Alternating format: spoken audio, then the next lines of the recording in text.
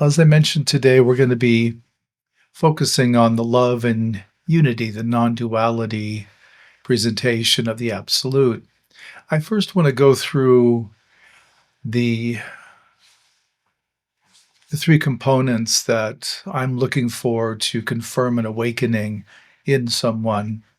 And the first is a very deep experience of absence of self, what traditionally is called no self in Buddhism. And this is evidenced when someone is presenting to me, typically in an interview or one-on-one. I'll ask them, who's sitting here, who's speaking? And normally in life, when someone asks us that, we do an inward check and we identify, well, this is the memories, this is who I take myself to be, and all the different ways we can recognize that.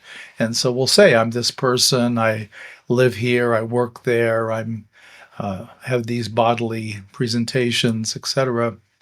And when one is deeply in the absence of self, they can't find an answer. They turn in to the typical tip-offs or the places that will support a sense of self, and they're just not available. So the common response when one is deeply in absence of self is, I don't know who's here. And that's their legitimate answer. In addition to that, there's a deep experience of unity and love. And this is a love that is really in touch with the oneness, the unity, the non-duality, where there's not really a distinction. I mean, we can see there's a distinction between each of us. We present differently.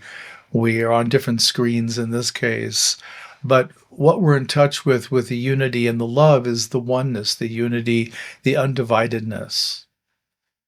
And one of the best examples of this is it's like each of us, each being is a wave on the same ocean.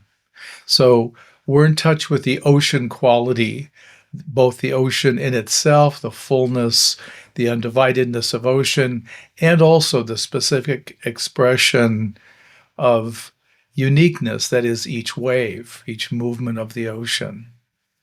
So these are both going to be evidenced in an awakening. And there'll be a third component, which is a recognition of our true identity, our true nature. So there will be the understanding, a very deep, non-conceptual understanding. This is truly who I am, or truly what is me, something like that. So to me, you need all three for there to be a confirmed awakening. One can have the absence of self independent. So there can be a no self experience, and that happens sometimes for students, both on retreat, even on these day longs. They can have that experience. There can also be the unity or love experience that can happen independent of the no self experience. We can be just completely in contact with the oneness, be part of that oneness, be an undifferentiated part of that oneness of love. And so that would be a unity experience, so a merging, a oneness with the love of the Absolute. But once again, the awakening has to have both components present at the same time. They don't need to arise simultaneous, meaning often people will start with a no self experience, an absence of self, and that will cascade into the unity love experience. A smaller proportion of people start with the love or unity. Just some people are a little more oriented or have a natural inclination to the love over the absence or emptiness. And then again, it'll trigger the second part of that, and then the recognition. And the awakenings can have a depth, as we call it in the Zen tradition, whether they're shallow or deep is languaging that we use. And from my perspective, my teaching, it's really a question of how long the experience lasts of no self. So typically when one has that experience, again, they can't find the normal sense of self. And so what I'm watching for with that awakening is how long does that sense of self stay absent? It can be a matter of minutes, hours, days, weeks, months.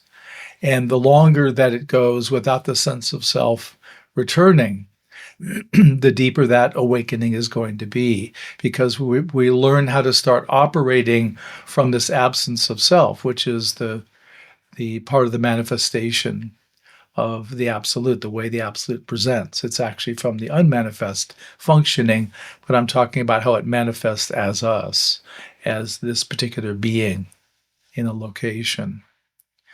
So this is the journey that we take, and there's no end to the number of awakenings one can have, both the Kensho of the Zen tradition or cessation of the Theravadan tradition. There can be so many awakening experiences one can have, particularly after a student of mine has an awakening that I confirm. I'll typically offer to them if they want to start formal koan study. In the Zen tradition, formal koan study is often used as the gateway to awakening. I find that it's more beneficial if the awakening happens first and then the koan study is taken up. The majority of my students that have awakenings have them either in one of the guided meditations to the absolute that I lead, or they do it shortly thereafter. And that's a high percentage of folks. So these guided meditations can spark awakening if one is ripe for that. One of the ways that the old Chan and Zen teachers used to talk about the unity is they would talk about it as not two. And so when we hear not two, automatically our minds say, oh, okay, I get it, it's one. So the expression they would use is not two, not one. So not only does it take away the duality, it takes away the concept of one or unity. So it's a wonderful way to speak about it. There was one Zen teacher, his name was Banki, in Japan, and his teaching was on the unborn. So he talked about the unborn aspect of the absolute in the majority of his teaching. And he got to a point in teaching where he would tell people practice is unnecessary. You're already all basically expressions of the unborn. You just don't know it yet. And so he didn't stress practice or any form of practice. And although it was true from reading his writings, his talks, that he was absolutely steeped in expressing this, the problem was unless someone serendipitously had a kind of a contact awakening interacting with him or his teaching, there really wasn't a way for people to engage the practice. Where we practice, we have a variety of practices, meditations, and other practices that we do, and a lot of these help soften our sense of self, open us more and more to the absolute. And what I see them doing as an important function is they're building trust in the teacher, the teachings, and ourselves. And this is vital for awakening. One of the questions I often ask people after awakening is what their level of trust is in these three areas of teacher, teaching, and themselves. And the answer fairly uniformly is that they're out of a 10, 1 to 10 scale, all three are 10s. So it takes that level of trust, of complete and willing surrender to the process that's necessary as well.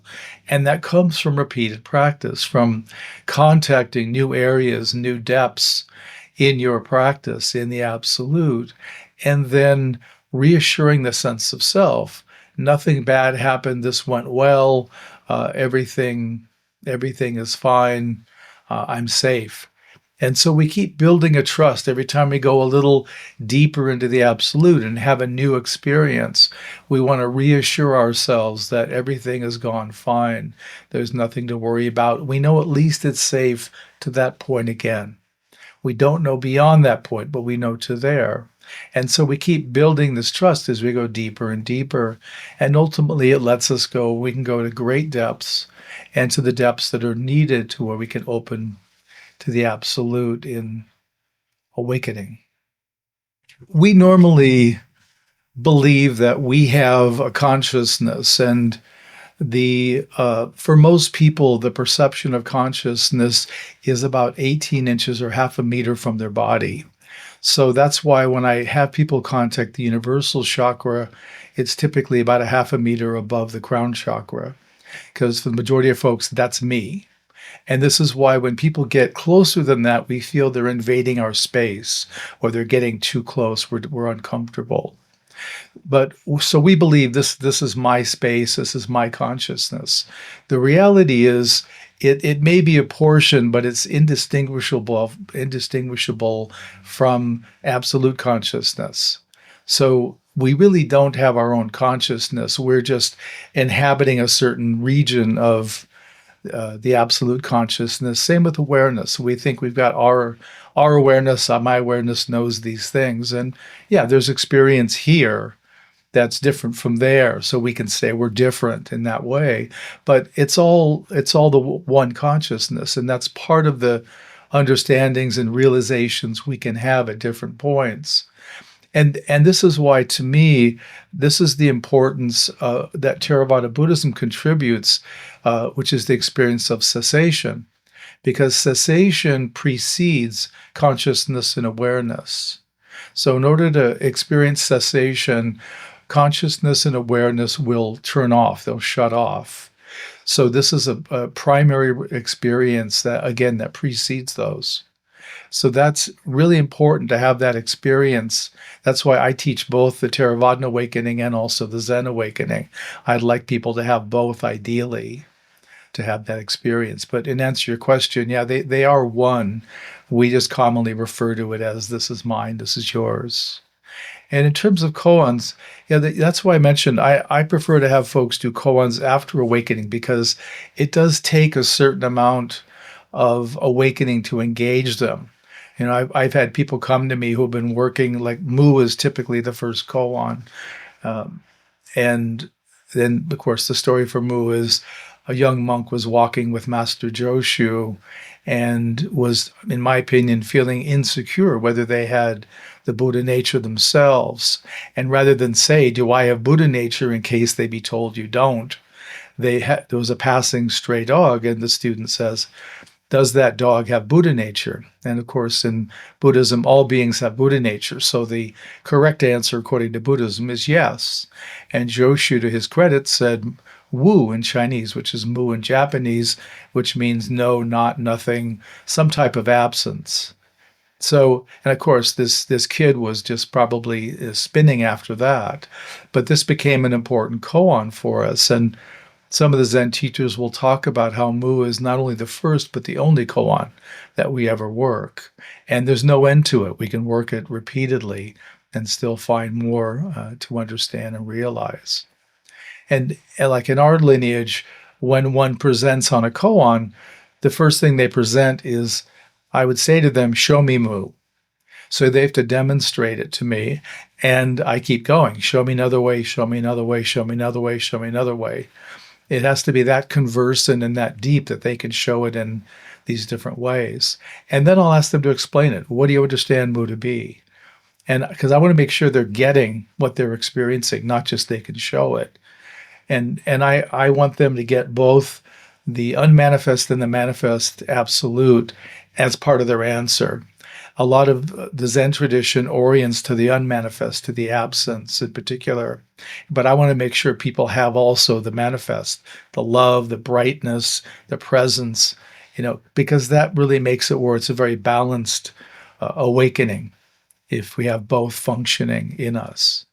And that's why I require people to have both for awakening. So, long answer to your questions, but there it is. Yeah, you're welcome.